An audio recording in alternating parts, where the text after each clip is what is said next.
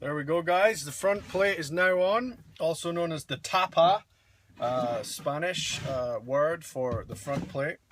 So, looking good. One thing I want to point out is you'll notice in the very corner there are no screws, and that is because CaSela have developed this very cool clap corner, which gives it a bit of extra slap on there. So it's a nice feature, so don't be alarmed that there is no screw right on the corner there. It's there for a reason. So now we're going to take a look at the back, and we've got our snare system. I'm just going to check it goes in and everything's cool. There we go, beautiful, slides right in there. Needs a bit of adjusting, I think. Got a nice rattle there. Obviously it doesn't sound like it's going to because we don't have the back plate on yet.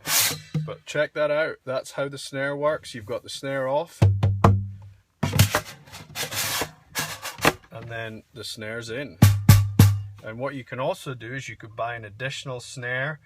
CaSela sell those as well, and you can stack an additional one on if you want even more snare. So now we're going to put the final panel, the back, on, and this has got the sound hole. It's very important to make sure that you're getting the right sides at the right points. So you see the snare mechanisms at the bottom. It's always at the bottom. The CaSela logo is also at the bottom. So CaSela logo, snare mechanism at the bottom of the cajon. And then that might sound crazy. You might always kind of assume that the snare mechanism would be at the top, but it actually works better if it's at the bottom. So, got the back panel with the sound hole. Make sure that the logo here is also at the bottom.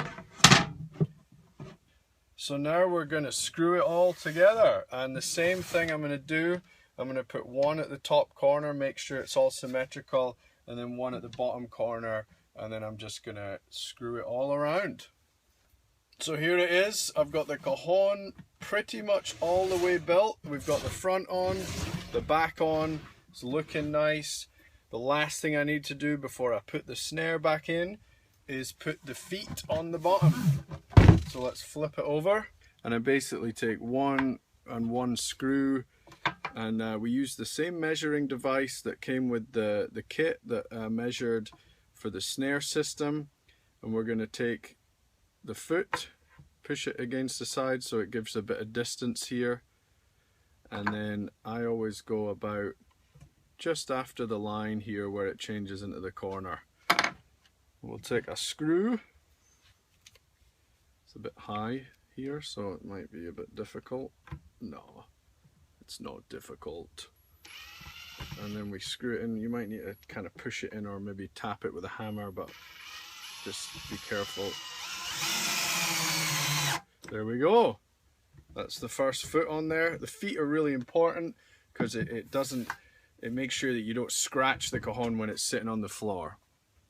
Okay, now the last thing I'm going to do is I'm going to take the snare and I'm going to put the snare in the cajon. So basically all you do is you as I showed you before, but now we have the back in the way with the sound hole. So we go into the sound hole, we push the snare so that the wires are against the front plate, and then we slide it down.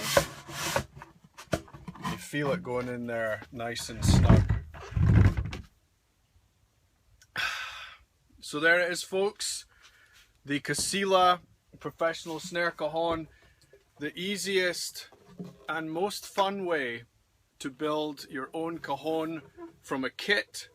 Also, probably one of the cheapest ways to get yourself a professional quality, lovely cajon that usually would be upwards of $500, but because we're building it ourselves from the kit, we're able to sell it to you guys for a lot less.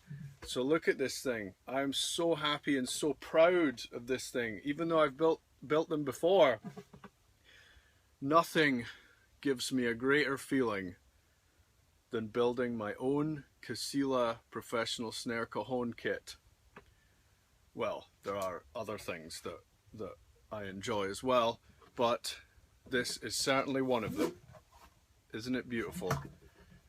Now let's give it a play.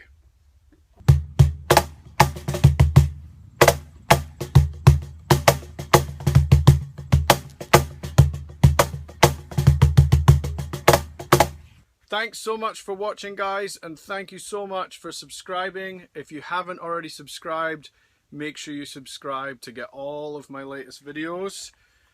Till next time, take care.